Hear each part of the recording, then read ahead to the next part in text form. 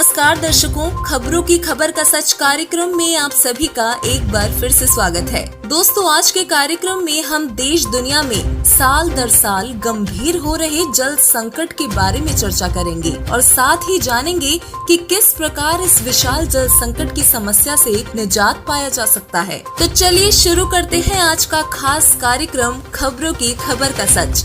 जल ही जीवन है। जल के बिना जीवन की कल्पना करना बिल्कुल मुमकिन नहीं। तभी तो केवल पृथ्वी पर ही जीवन है और अन्य ग्रह जल और वायु न होने के कारण आज तक खाली पड़े हैं।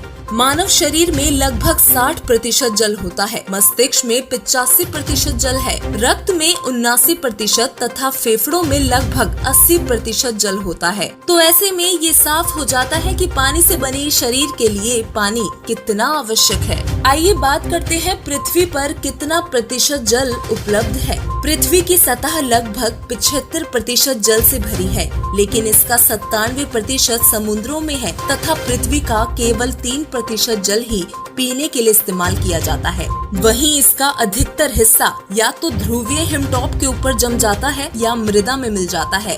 अतः हम जो पानी इस्तेमाल करते हैं वो पृथ्वी के सतही जल की कुल मात्रा का केवल 0.5% है। इतनी जरूरी चीज जिसके बिना जीवन को बचाए रखना असंभव है, वो अब खतरे की घंटी बजा रहा है। पृथ्वी पर पानी का स्तर अब लगातार कम हो रहा है और बहुत सी जगहों पर सूख रहा है। चलिए पहले ये जान लेते हैं कि जल संकट क्या है।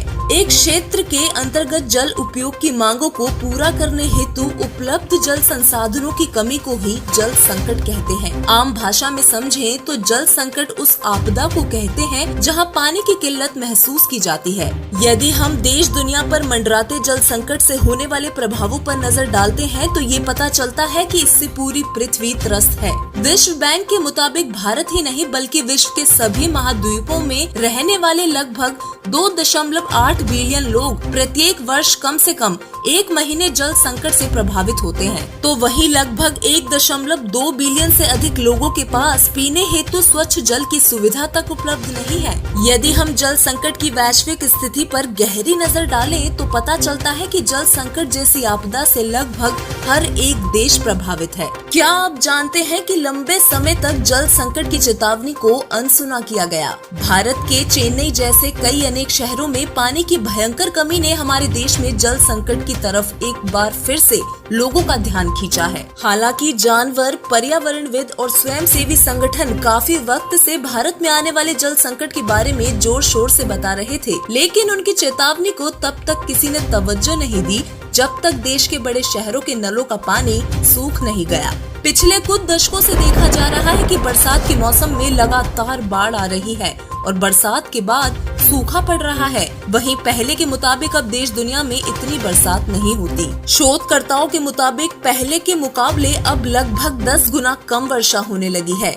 आज से लगभग 5000 साल पहले और अब के मुकाबले 10 गुना ज्यादा वर्षा हुआ करती थी। तब विश्व का सबसे बड़ा कहलाने वाला सहारा रेगिस्तान भी हरा भरा हुआ करता था।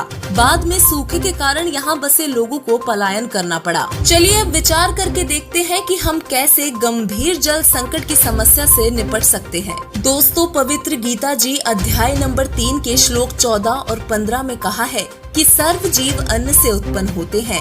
अन्न वर्षा से होती है, वर्षा यज्ञ से होती है, यज्ञ शुभ कर्मों से, कर्म भ्रम से उत्पन्न हुए और भ्रम अविनाशी परमात्मा से उत्पन्न हुआ। वहीं अविनाशी सर्वव्यापक परमात्मा ही यज्ञों में प्रतिष्ठित है, यज्ञों में पूज्य है, वहीं यज्ञों का फल भी देता है, अर्थात वास्तव में अधियज्ञ भी वही है। इस संसार में सर्व जीवों को सभी आवश्यक चीजों की उपलब्धि पूर्ण परमात्मा ही करवाते हैं। वर्षा भी पूर्ण परमात्मा की कृपा से ही होती है। परमात्मा द्वारा ही समय पर बारिश को करवाया जा सकता है। यदि हम सतयुग, द्वापर और त्रेता युग की बात करें, तब लोग धार्मिक हुआ करते थे। तब शास्त्र अनुसार यज्ञ आदि किए जाते थे, जिसके चलते बारिश भी अधिक होती थी। अब शास्त्र अनुकूल भक्ति के अभाव में बारिश होना कम हो गई है। आज से लगभग 600 वर्ष पहले पूर्ण परमात्मा कबीर साहिब जी पृथ्वी पर अवतरित होकर सत्य शास्त्र अनुकूल साधना का बीज बो गए थे। एक बार की बात है जब बिजली खां पठान राजा के राज में सूखा पड़ गया था। तब कबीर साहिब जी से आग्रह करने पर कबीर परमेश्वर जी ने उस क्षेत्र में जाकर अपनी शक्ति से घनघोर बारिश कर राजा प्रजा को सुखी कर दिया था। इसके अलावा कबीर साहिब जी ने कई प्रदेशों में जल संकट आ जाने पर बारिश कर समस्या का निवारण किया था। बारिश का ना होना भी एक तरह से पाप बढ़ने का प्रतीक होता है। इसी विषय में परमात्मा ने बताया है, जिस मंडल साधु नहीं नदी नहीं गुंजार, तज हंसा वो देसना यम की मोटी मार। वर्तमान समय में कबीर साहिब जी के अवतार जगत गुरु तत्वदर्शी संत रामपाल जी महाराज जी द्वारा पूरे विश्व में शास्त्र अनुकूल सत्य भक्ति साधना करवाई जा रही है। उनके द्वारा बताई गई भक्ति क्रियाओं को करने से ही देश दुनिया पर से जल संकट का साया हट सकता है। सतयुग में चारों तरफ हरियाली होती थी, अनाज और फलों का अभाव नहीं होता था। नॉस्ट्रेडमस, एडरसन, कीरो, रविदास, सूरदास और जय गुरुदेव आदि महान भविष्यवक्ताओं व संतों की भविष्यवाणी के मुताबिक वर्तमान में संत रामपाल जी महाराज जी के ज्ञान से पुनः सतयुग जैसा माहौल आएगा। आध्यात्मिक वातावरण से ऐसा माहौल बनेगा कि समय पर वर्षा होगी, पृथ्वी पर चारों तरफ हरियाली होगी, पृथ्वी एक बार फिर से उपजाऊ हो जाएगी और अन्न जल आदि की कभी कमी नहीं होगी। इस वीडियो को देखने वाले सभी भाइयों और बहनों से विनती है कि कृपया संत रामपाल जी महाराज जी से नाम दीक्षा लें और तुरंत शास्त्र अनुकूल सद्भक्ति करना प्रारंभ करें। धन्यवाद।